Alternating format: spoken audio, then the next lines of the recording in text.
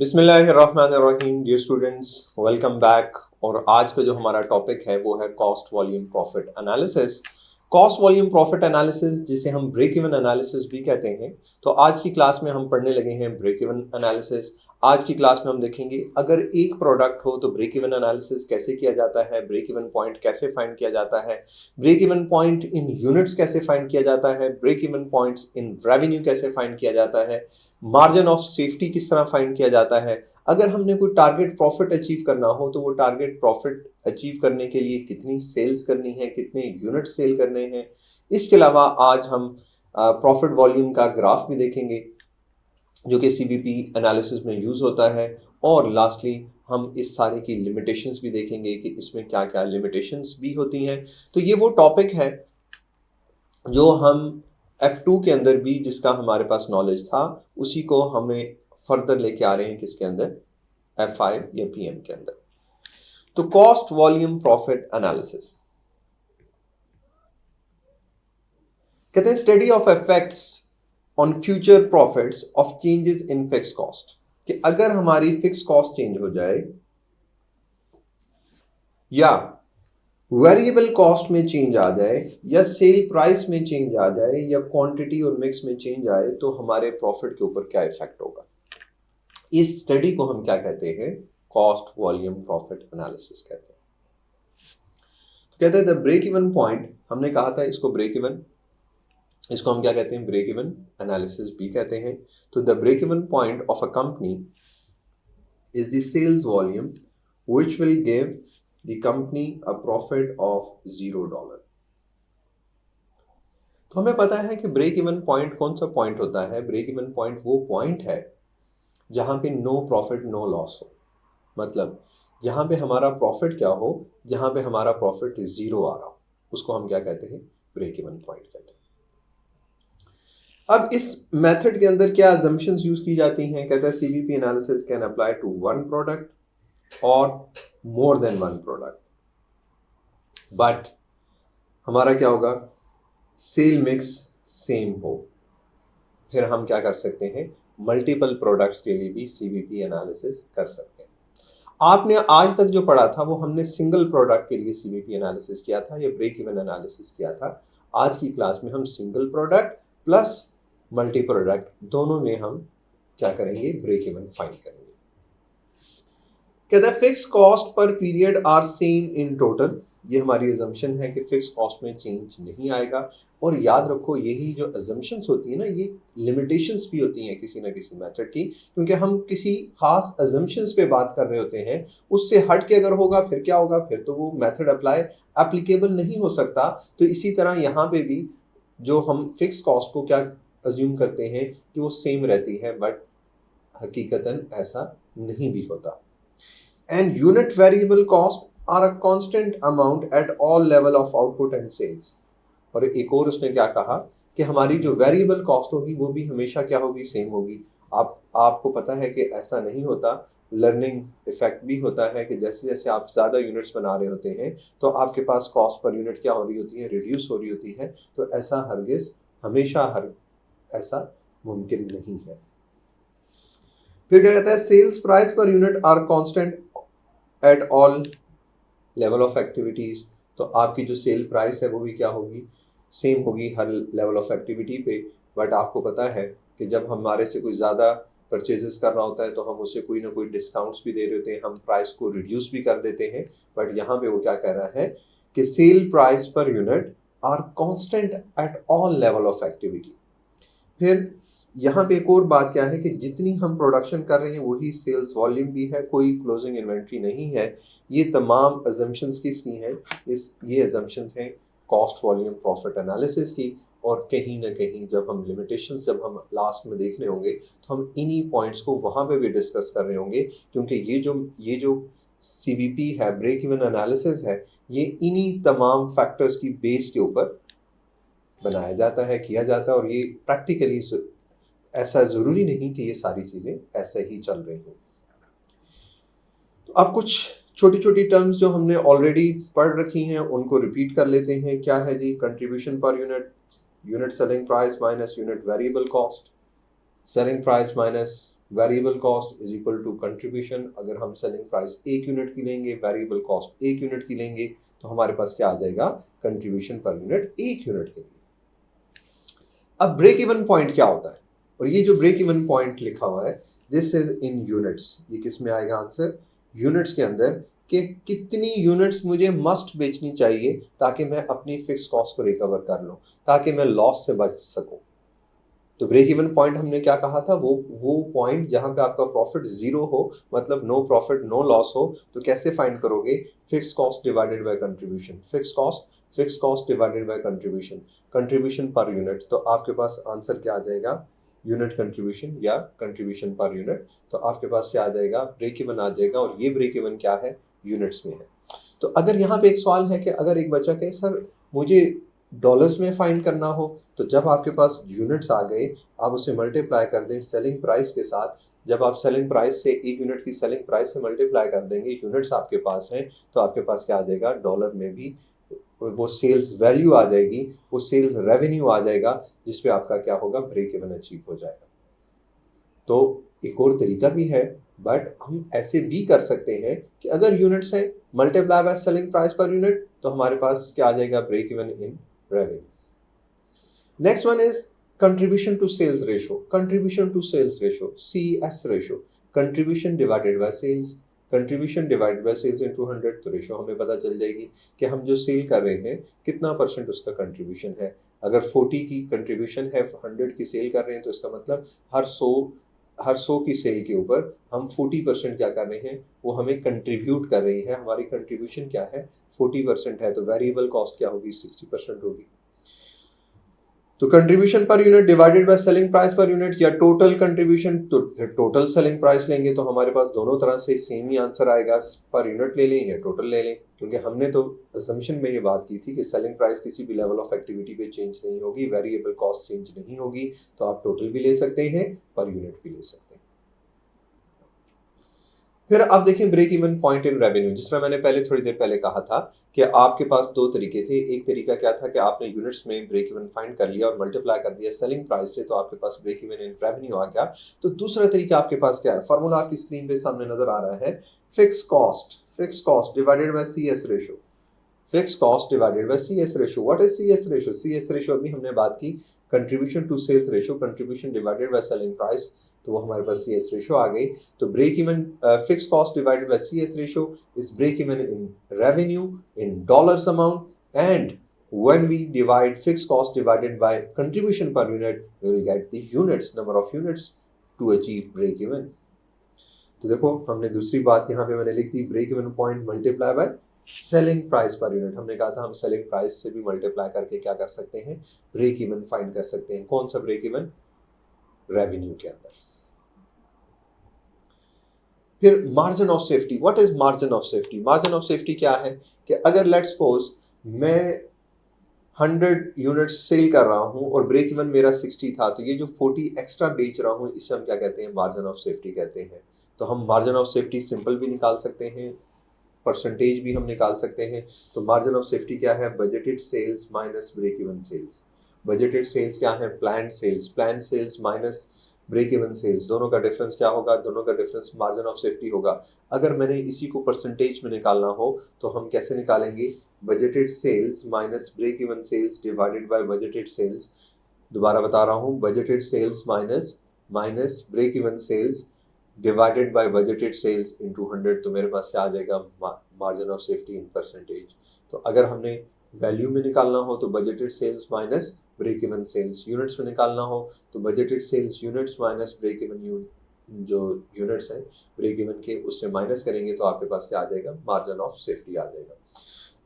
और अगर हमें कोई रिक्वायर्ड प्रॉफिट है, कि हमने एक्स प्रॉफिट कैसे फाइंड करना है, तो अब हम क्या कहेंगे, हम कहेंगे फिक्स कॉस्ट प्लस, देखिए जिस तरह हमने कहा था ना, फिक्स कॉस्ट रिकवर करने के लिए fix cost divide by contribution, तो हमें वो पॉइंट पता चल जाता है जहां पे हमारी फिक्स कॉस्ट रिकवर हो जाती है। इसी तरह अगर हम फिक्स कॉस्ट प्लस प्रॉफिट करेंगे और divided by contribution per unit करेंगे, तो हमें वो आउटपुट पता चल जाएगी जहां पे फिक्स कॉस्ट भी रिकवर हो जाएगी, प्लस हमें हमारा प्रॉफिट भी पता चल जाएगा। तो ये कुछ फॉर्मूलाज थे जो कि हम ऑलरेडी पढ़ चुके हैं, बचपन से पढ़ते आ रहे हैं, MA2 में, F2 में और अब F5 में। तो अब इन्हीं फार्मूलाज को हम यूज़ करते हुए हम क्या करेंगे, फर्दर चलते जाएंगे। तो हमने अभी तक क्या पढ़ा, मैं दोबारा एक दफ़ा आपको बता देता हूँ। Contribution per unit is sales price less variable cost, break even point in units, fix cost divide by contribution per unit, contribution to sales ratio, contribution divided by sales, contribution per unit divided by selling price per unit, or total contribution divided by total sales. Break even point in revenue किस तरह find किया जाएगा, fix cost divide by CS ratio, या जो हमने units में find किए थे multiply by selling price per unit. फिर हमने नेक्स्ट बात की मार्जिन ऑफ सेफ्टी की। मार्जिन ऑफ सेफ्टी क्या है, budgeted sales minus break even sales. तो हमारे पास मार्जिन ऑफ सेफ्टी आ जाएगा। अगर मार्जिन ऑफ सेफ्टी को हमने परसेंटेज में निकालना हो तो फिर कैसे निकालेंगे, budgeted sales minus break even sales divided by budgeted sales into 100। फिर हमने कहा था अगर हमें टारगेट प्रॉफिट चाहिए हो तो टारगेट प्रॉफिट कैसे निकाला जाएगा। टारगेट प्रॉफिट के लिए fix cost plus target profit divided by unit contribution per unit या यूनिट कंट्रीब्यूशन एक ही बात है। तो हम इस तरह फाइंड कर लेंगे। एक छोटी सी एक्टिविटी करते हैं जिसमें हमने अभी तक जो बातें की हैं इसको अप्लाई करके देखते हैं क्या हमने ये बातें सीख ली, क्या हमें ये पॉइंट्स पता चल गए कि नहीं। सबसे पहले हमारे पास क्या कह रहा है, the following data relate to product PQ। Selling price जी है 25, वेरिएबल कॉस्ट है 20। तो इसका मतलब यहीं पे मुझे पता चल गया कि आपके पास 5 पर यूनिट इज कंट्रीब्यूशन।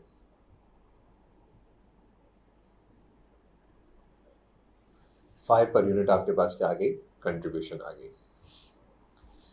अब आपसे क्या कह रहा है जी, calculate the number of unit that must be made and sold in order to break even.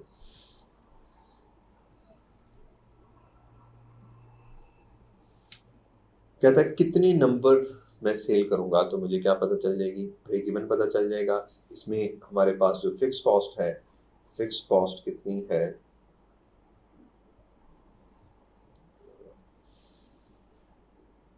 इसमें फिक्स कॉस्ट थी 50,000, हमने फिक्स कॉस्ट ले ली। अच्छा, कहते हैं calculate the number of units that must be made and sold in order to achieve break even. तो हमने क्या कहा था, fix cost divided by contribution.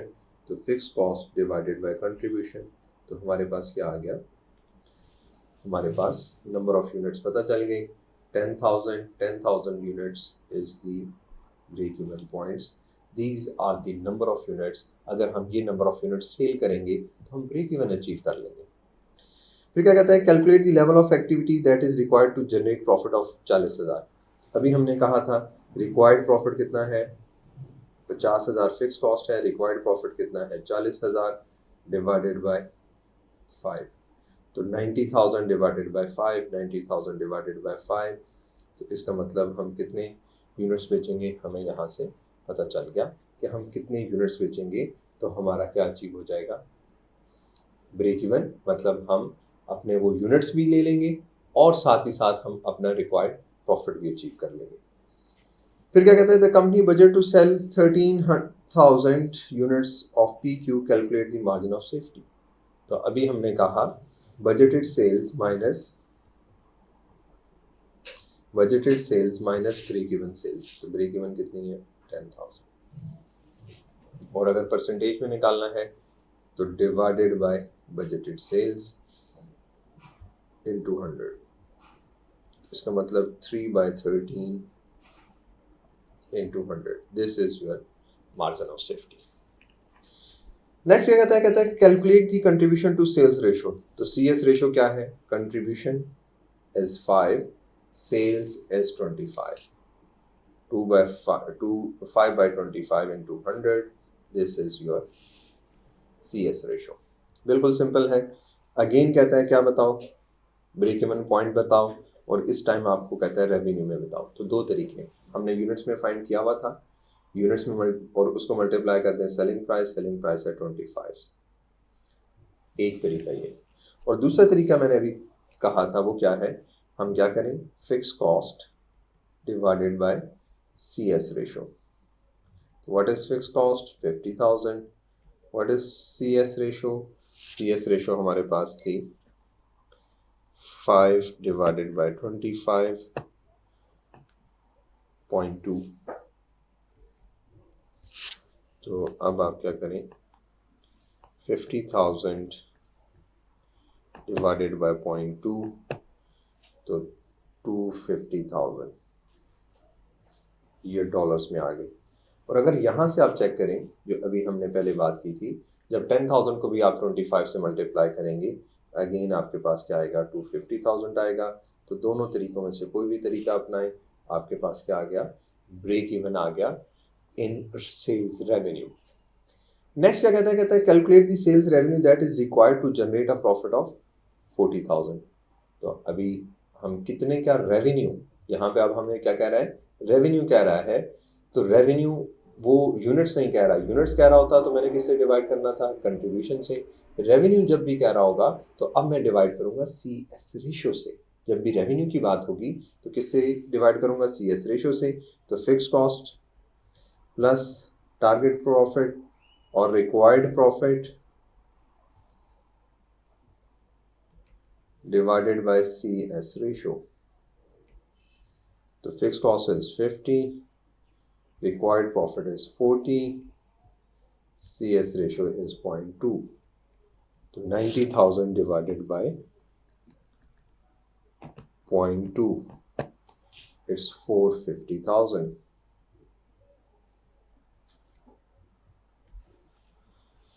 और यहाँ से भी आप निकाल सकते थे, देखें हमने यहाँ से यूनिट्स निकाले थे, 90,000 डिवाइडेड बाय 5, तो हमारे पास यूनिट्स आए थे 18,000। अब 18,000 यूनिट्स को जब आप मल्टीप्लाई करेंगे 25 से, तो आपके पास अगेन वही आंसर आएगा जो हमने ये निकाला हुआ। ठीक है जी, तो ये हमारा क्या हो गया जी, ये वो सारी बातें थी, ये वो सारे पॉइंट्स थे जो हमने ऑलरेडी अपने प्रीवियस नॉलेज में पढ़े हुए हैं, प्रीवियस पेपर में पढ़े हुए हैं। अब हम जो आगे हमारा काम है वो क्या है, उसमें 2 प्रोडक्ट्स अगर आ जाए तब कैसे हमने ब्रेक इवन फाइंड करना होता है। ये अभी तक की जो बातें हैं ये मैंने बड़ी जल्दी आपसे की। क्यों? क्योंकि ये हमारा ऑलरेडी F2 का नॉलेज है, हमने एक किस्म का रिवाइज करना था। अच्छा जी, अब मेरे पास एक छोटा सा सिंगल प्रोडक्ट से रिलेटेड सवाल है कि किस तरह से हमारे से सवाल पूछे जा सकते हैं। तो आइए डिस्कस करते हैं इसको। कहता है जी, Arco provides a single service to its customer. An analysis of its budget for the year ended 31st December 20x5 showed that in period 3, when the budgeted activity was 6570, this is budgeted, ये हमारे पास क्या आ गई, budget आ गया, with a sale value of 72 each with a margin of safety of 21.015%. The budgeted CS ratio is 35%. कहता है बताओ budgeted fix cost क्या होगी, बजटेड फिक्स कॉस्ट क्या होगी। क्या हम बता सकते हैं, देखो margin of safety, margin of safety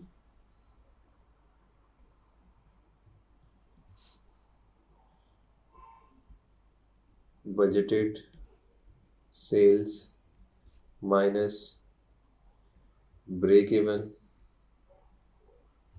sales divided by budgeted sales, यही फार्मूला होता है।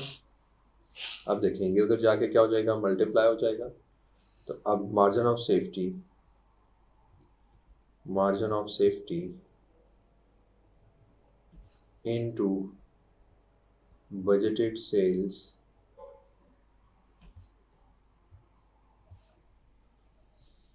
is equal to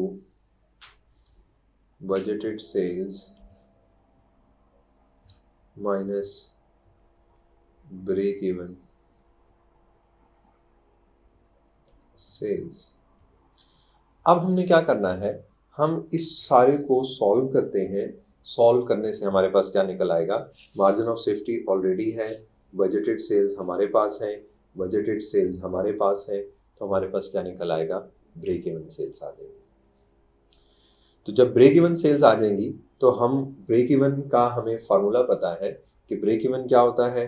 break even sales अगर हमारे पास आ गई हैं तो break even is equal to fix cost divided by C S ratio. तो हमारे पास सी एस रेशो भी है, हमारे पास क्या है, हम यहाँ से इजीली क्या निकाल सकते हैं, अपनी फिक्स कॉस्ट निकाल सकते हैं। यहाँ से मेरे पास जो फॉर्मूला बन रहा है, अब मैं ब्रेक इवन सेल्स निकालने लगा हूँ। Break even sales is equal to budgeted sales minus budgeted sales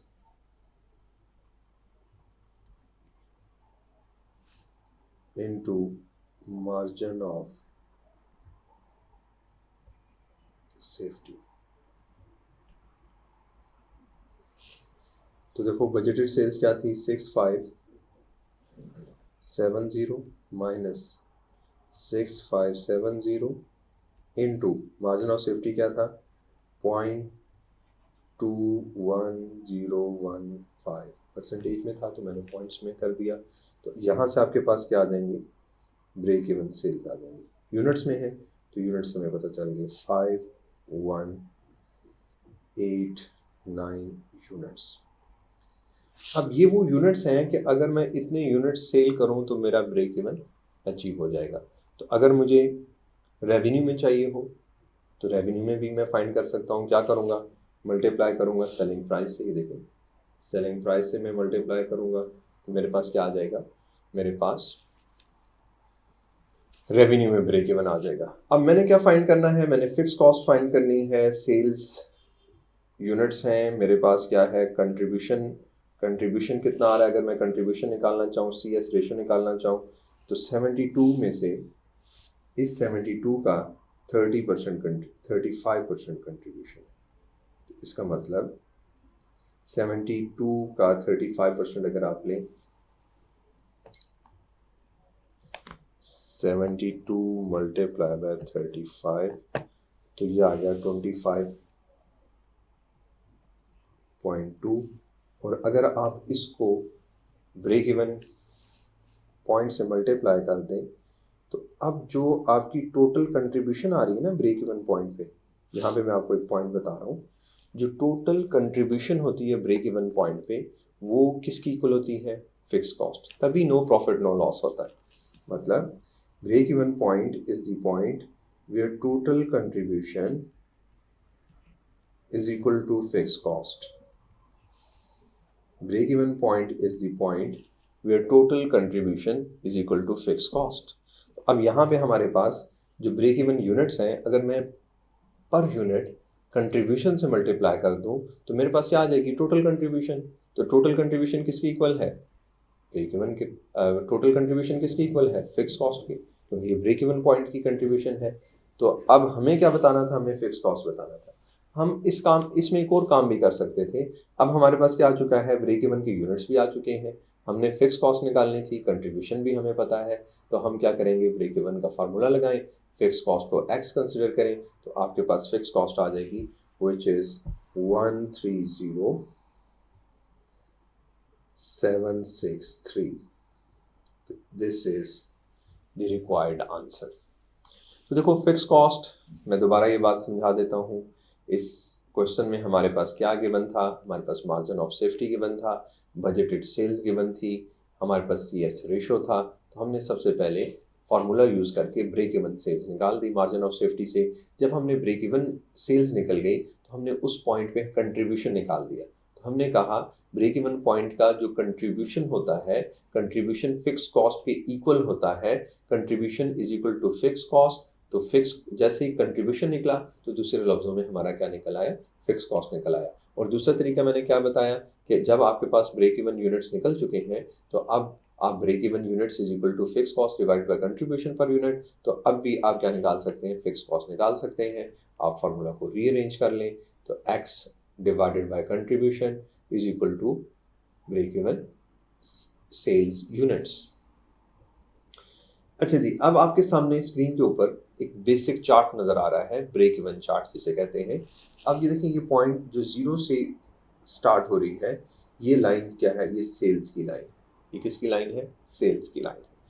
इसी तरह ये जो लाइन 20 से थोड़ा सा नीचे यहाँ से स्टार्ट हो रही है, ये हमारे पास टोटल कॉस्ट है। ये क्या है? टोटल कॉस्ट है।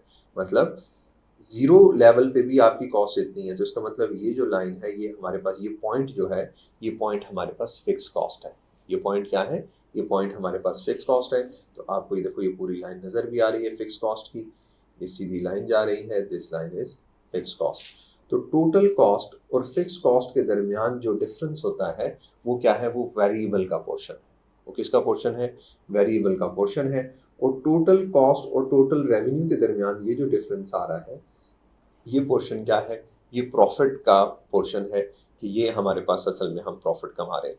और वो लाइन जहां पे टोटल कॉस्ट टोटल रेवेन्यू की इक्वल आ रही है, where total revenue is equal to total cost, या where total cost is equal to total revenue, ये वो पॉइंट है, ये वो एक्स है जिसके लिए सारी हम कहानी पढ़ रहे हैं। ये वो ब्रेक इवन पॉइंट है, where total cost is equal to total sales revenue. अब ब्रेक इवन और ये जो हमारी एक्चुअल सेल्स हो रही हैं, इसके दरमियान जो डिफरेंस है, देखें इस लाइन और इस लाइन के दरमियान जो डिफरेंस है, इसे हम क्या कहते हैं? इसे हम मार्जिन ऑफ सेफ्टी कहते हैं। तो जितनी आप ब्रेक इवन से ज़्यादा सेल्स कर रहे होंगे, जितनी ज़्यादा सेल कर रहे होंगे, उतना आपका मार्जिन ऑफ सेफ्टी ज़्यादा आएगा। और ब्रेक इवन पॉइंट से नीचे सारा क्या है? ये सारा highlighted area, this area is your loss, और ये एरिया क्या है? This is your profit. और इससे नीचे हमारे पास कॉस्ट नजर आ रही है। ठीक है, यहां से ये समझ सकते हैं। देखें ये कॉस्ट, ये लाइन क्या है? ये हमने कहा वेरिएबल है, तो इससे नीचे ये कॉस्ट क्या है? ये भी तो कॉस्ट है। ये कौन सी कॉस्ट है? फिक्स है। और ये ओवरऑल इन दोनों को अगर मिला दें तो ये टोटल कॉस्ट है। तो टोटल कॉस्ट किसकी इक्वल होती है? Fix plus variable, fix plus variable cost. इसी तरह एक और आपके सामने स्क्रीन पे चार्ट नजर आ रहा है, this is profit volume chart. अब यहाँ पे भी इससे भी हम एनालिसिस कर रहे होते हैं। अब हम देख रहे हैं कि वो कौन से यूनिट्स हैं जहाँ पे जाके हमारा क्या अचीव हो जाएगा? ब्रेक इवन अचीव हो जाएगा।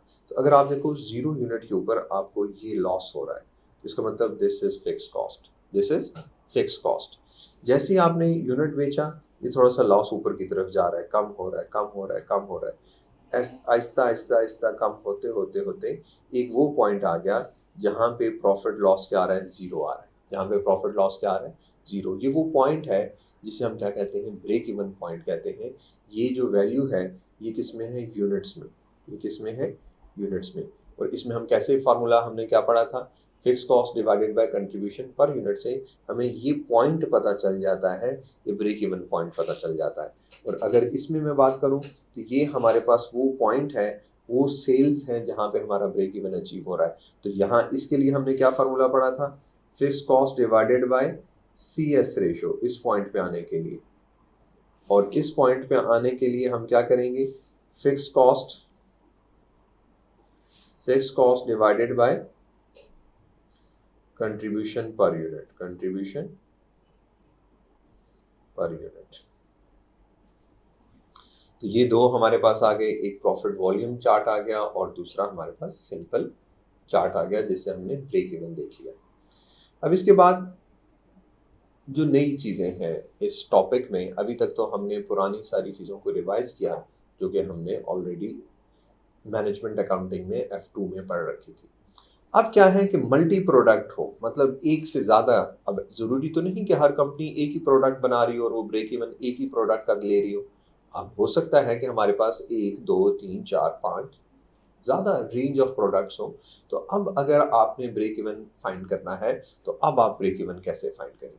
तो यहाँ पे भी जिस तरह हमने एजम्पशंस की बात की थी, वो एजम्पशंस यहाँ पे भी कंटिन्यू रहती हैं। हमारे पास क्या चीज़ होगी? हमारे पास पहले से प्री डिटरमिन्ड सेल मिक्स होगा। प्री डिटरमिन्ड सेल मिक्स का मतलब क्या है कि हम जो यूनिट सेल कर रहे होंगे, वो सेल हम एक फिक्स प्रोपोर्शन में हम वो यूनिट सेल कर रहे होंगे जो ऑलरेडी नोन होगा हमें। ठीक है, तो कहता है in multi product break even analysis we assume that sales will be in accordance with predetermined sale mix. predetermined sale mix हमें ऑलरेडी पता है कि हम किस प्रोपोर्शन में अपनी यूनिट्स बेच रहे हैं।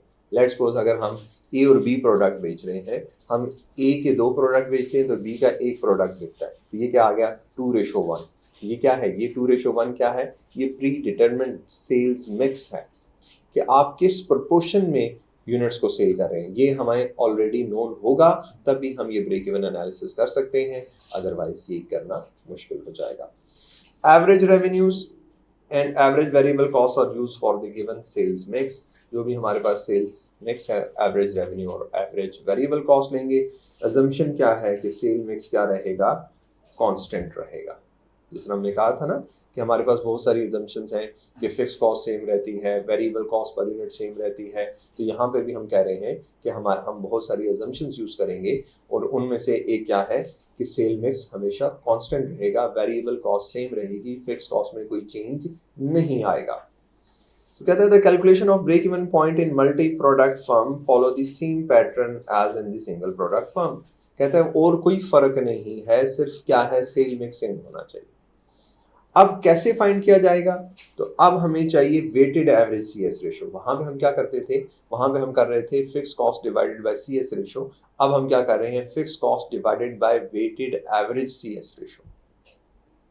अब वेटेड एवरेज सीएस रेशो कैसे फाइंड किया जाएगा, तो सीएस रेशो क्या था, सीएस रेशो आपको याद है, सीएस रेशो हमने क्या कहा था, कंट्रीब्यूशन डिवाइडेड बाय सेल्स। अब यहां पे हमारे पास मिक्स मौजूद है तो total contribution divided by total sales, जो भी एक मिक्स है, जो भी आपके पास प्री डिटरमिन्ड आपने वो रेशो बनाई हुई थी कि किस रेशो में ए और बी सेल होंगे, तो अब हम क्या करेंगे, इस तरह आप देखें यहाँ पे लिखा भी हुआ है कि total contribution divided by total revenue. जो भी आपके पास मिक्स है उसका टोटल क्या है, contribution divided by total revenue, ये आपके पास क्या होगा, वेटेड एवरेज सीएस रेशो। अब ब्रेक इवन पॉइंट कैसे फाइंड किया जाएगा, अब ब्रेक इवन पॉइंट फाइंड किया जाएगा fix cost divided by weighted average CS ratio. Simple. अभी तक जो हमने पढ़ा, हमने क्या पढ़ा था, break even point divided by CS ratio in single product, और मल्टी प्रोडक्ट के लिए break even point divided by weighted average CS ratio. Fix cost divided by weighted average CS ratio. And what is weighted average CS ratio, तो मैंने क्या कहा, total contribution divided by total sales value is equal to weighted average CS ratio. इसी तरह अगर हमने target profit भी लेना हो, और टारगेट प्रॉफिट भी किसके लिए हो, मल्टी प्रोडक्ट के लिए हो, तो कैसे फाइंड किया जाएगा, तो कहते हैं सेम अप्रोच, जिस तरह सिंगल प्रोडक्ट के लिए अप्रोच थी वही अप्रोच इसके लिए यूज की जाएगी, वही अप्रोच मल्टी प्रोडक्ट के लिए भी यूज की जाएगी। अब यहाँ पे कैसे लिया जाएगा, fix cost divided bye required profit. वहां पे भी क्या कर रहे थे, fix cost plus required profit divided bye, वहां पे क्या था, सीएस रेशो था, तो यहाँ पे क्या होगा, यहाँ पे वेटेड एवरेज सीएस रेशो होगा। बस फिर इसमें डिफरेंस क्या है, अगर सारी चीजें वही थी फिर ये दूसरा टॉपिक क्यों बनाया, इसमें जो चेंजेस आएंगी वो क्या होंगी, इसका ग्राफ थोड़ा सा चेंज बनेगा। हम रैंकिंग करेंगे, रैंकिंग के मुताबिक सबसे पहले सबसे हाईएस्ट को प्लॉट करेंगे, फिर सेकंड और फिर थर्ड की तरफ जाएंगे, और फिर हम ब्रेक इवन फाइंड करेंगे। तो आज की क्लास में हम ये सारा कुछ इंशाल्लाह करके फिर ही छुट्टी करेंगे। तो देखें, company A produce product X and Y, fix overhead cost amount to 200,000। Fix cost कितनी है जी, $2 लाख है every year. The following budgeted information is available for both products for the next year. Next year के लिए हमारे पास data मौजूद है। हमारे पास सेलिंग प्राइस क्या है, 50 एंड 60। वेरिएबल कॉस्ट क्या है, 30 एंड 45। और फिर हमारे पास कंट्रीब्यूशन क्या है, 20 एंड 15। तो हमें बहुत सारे काम उसने करके दे दिए कि हमें उसने कंट्रीब्यूशन पर यूनिट निकाल दिया। दोनों प्रोडक्ट का बजटेड सेल्स कितनी है, 20,000 एंड 10,000। कहता है find the break even revenue for the next period. कहता है नेक्स्ट पीरियड, आने वाले पीरियड के लिए मुझे क्या निकाल दो, मुझे आप ब्रेक इवन रेवेन्यू निकाल दो। तो हमने क्या पढ़ा, ब्रेक इवन रेवेन्यू कैसे फाइंड करते हैं, और साथ ही साथ जो दूसरी ऑप्शन मेरे से पूछी जा रही है वो क्या है, वो कह रहा है कि जी आप रिक्वायर्ड प्रॉफिट भी 3 लाख का रिक्वायर्ड प्रॉफिट भी है, तो ये कैसे निकालेंगे? तो मैं अभी आपको बता देता हूँ। मैंने क्या कहा था, total contribution divided by total sale price. तो ये हमारे पास क्या आ जाएगा, weighted average C S ratio. तो profit divided by weighted average C S ratio is break even point in revenue. और इसी तरह जब हम रिक्वायर्ड प्रॉफिट की बात करेंगे तो fix cost plus required profit divided by weighted average C S ratio. अब सी एस रेशो क्या है, देखें, ये हमारे पास कंट्रीब्यूशन किसका है, एक्स का, और हमारे पास वाई का कंट्रीब्यूशन क्या है, 15। अब हम एक्स की 20,000 यूनिट बेचते हैं और वाई का 10,000 यूनिट बेच रहे हैं। इसका मतलब क्या हुआ, सेल मिक्स क्या है, 2:1। 2 यूनिट किसके, एक्स के, तो 1 यूनिट किसका बेचा जाता है, वाई का। तो हमारे पास क्या आ गया जी, 2:1 के प्रोपोर्शन में 2:1 के सेल मिक्स के मुताबिक हम क्या करते हैं, अपने यूनिट सेल करते हैं। ठीक है जी।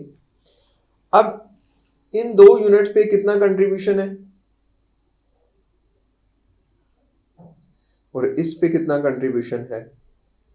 अगर मैं देखूं 40 और इधर मैं देखूं तो ये कितना आ रहा है, 15। तो कंट्रीब्यूशन टोटल कितना हो गया, 55। सेलिंग प्राइस कितनी है? तो अगर आप देखें 2 यूनिट बेच रहा हूं 100, 1 यूनिट बेच रहा हूं 60। तो अब देखो total contribution divided by total sales revenue. तो टोटल सेल्स रेवेन्यू भी ले सकता था मैंने, प्रोपोर्शन के अंदर मिक्स के मुताबिक मैंने क्या ले लिया, एक प्रोडक्ट का ले लिया। आप टोटल भी ले लें, आपका भी आंसर वही आएगा। कैसे, 55 डिवाइडेड बाय 160। तो मेरे पास जो रेशो आ रही है, सी एस रेशो वो आ रही है 34.375%। ठीक है जी। तो अब मेन काम क्या था कि आपने क्या निकालनी है, आपने weighted average C S ratio निकालनी। तो अब क्या करूं, ब्रेक इवन रेवेन्यू निकालना है। तो fix cost divided by weighted average C S ratio. What is fix cost? Fix cost is 200,000 divided by 0.34375. This is your break-even point. 2 lakh divided by 0.34375.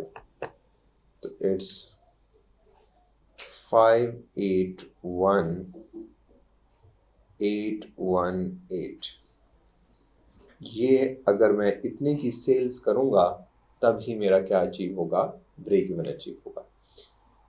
अब दूसरा पॉइंट क्या था, इसी में हमें कहता है कि वो पॉइंट भी बताओ जहां पे आप रिक्वायर्ड प्रॉफिट अर्न कर लें। तो रिक्वायर्ड प्रॉफिट कैसे अर्न करेंगे, देखें, फिक्स कॉस्ट। अब हमारा फॉर्मूला क्या आ गया, fix cost plus required profit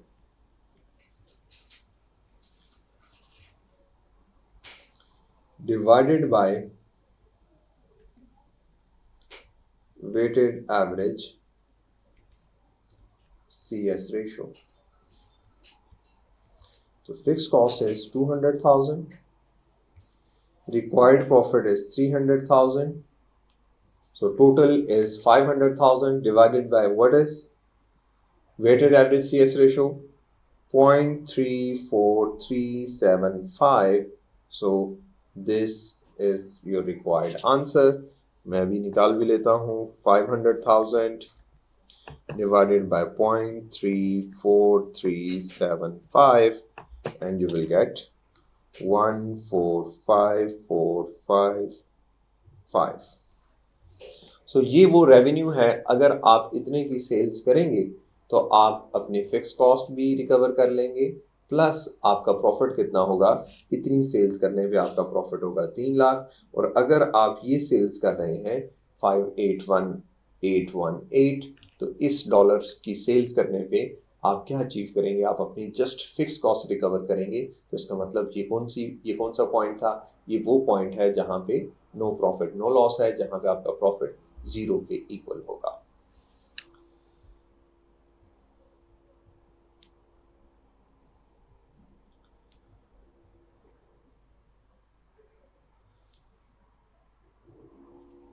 next अब हमारे पास क्या है, मार्जिन ऑफ सेफ्टी, जो कि हमने मल्टीपल प्रोडक्ट्स में निकालना है। और इसके बाद हमारे पास क्या है, एक ग्राफ है जो हम ग्राफ बनाएंगे किसके लिए, मल्टी प्रोडक्ट के लिए। और लास्ट में हम क्या देखेंगे, लिमिटेशंस देखेंगे। और ये जो होगी हमारा पार्ट 2 इंशाल्लाह, उसके अंदर हम ये 3 चीज़ें जो हमारी रह गई हैं, जिसमें हम margin of safety for multi products plus graph multi product. तो अगर आपके पास ग्राफ हो तो आप उसकी इंटरप्रिटेशन कर सकें, ग्राफ किस तरह से डिज़ाइन किया जाता है, किस तरह से बनाया जाता है, रैंकिंग कैसे की जाती है। और लास्ट में हम इसकी लिमिटेशंस को भी देखेंगे। तो इंशाल्लाह अब हम दोबारा मिलेंगे नेक्स्ट पार्ट 2 के अंदर, जो इसमें से CVP में से जो पोर्शन हमारा रह गया है वो हम नेक्स्ट लेक्चर में जो है वो कवर करेंगे। तब तक के लिए अस्सलाम वालेकुम व रहमतुल्लाहि व बरकातहू।